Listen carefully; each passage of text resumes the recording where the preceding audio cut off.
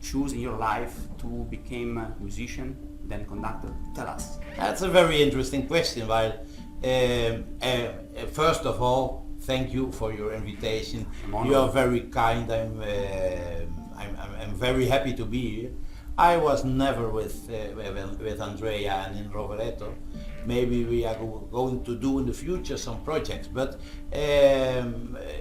it's very nice to be here, and it's an enormous pleasure for me. So that in first place. Then the second, about your question, it's I think it's a very interesting question. While I knew from the beginning of my life on that I knew that I was going to be a musician. So the time I can remember, I was less than 4 years, I was already thinking to be a musician. I was a lucky guy. Well, I'm from the early 60s, and my father already had a magnetophone, Philips magnetophone. Wow. You know, with Very rare. and I know in one of these tapes there was Pedro y el Lobo, there was a clarinet concerto by Krommer Kramer. Okay. But I loved it. Someone. And there was music, the fire music of the Royal Fireworks by Handel, and already in a original version with 24 hautboys, 16 fagots and so on. And I loved this music from the beginning on. So my first contact was mornings when I didn't go in school. So I was so young, and then I learned to put this tape on, and then I was listening to the tapes.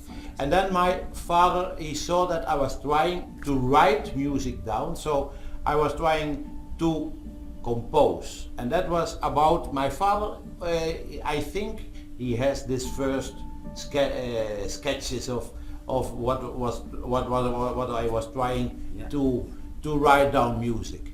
And then he thought maybe he is a very gifted guy. So he went with me to a teacher for young musicians, and then it was clear that I was not so gifted.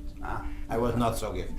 But from this time on, I started to study music. So 5 or 6 years I was studying music. Then I studied the oboe, and then there came a difficult moment in my life. Then my father was a very traditional man. At first he saw that I liked music very much, but then he thought music, that's not a good profession. You have to do first of all some serious I know the stuff. situation. Yeah. I know the So situation. you know about it. It was, I think, the same with my friend Johan de Meij.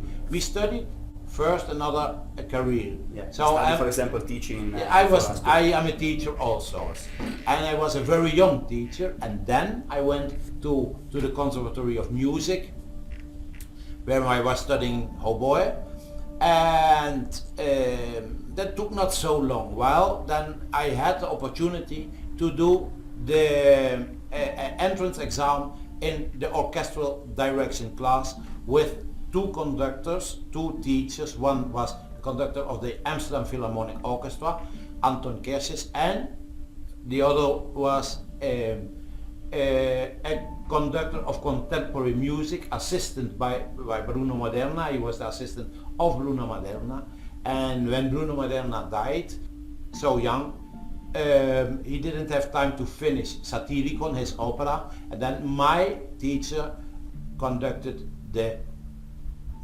premiere of Satyricon in La Scala in Milan. And these two conductors, one the classical and conductor who was always doing the concerts in the Concertgebouw and so, and this conductor of contemporary music, they inspired me a lot with in these two different scenes of music. But then I saw that I was not ready with my technique to stay with Anton Kersjes, the conductor of in the Amsterdam Philharmonic, while I didn't have the knowledge about the technique. So first I learned the technique with Lucas Vis, and then I went back study with Anton Kersis. Then I did my final exam. So I was a lucky guy in right situation, yeah, right place. Yeah, I was a very lucky student, while I had very good teachers on this moment that I was going to study orchestral conducting.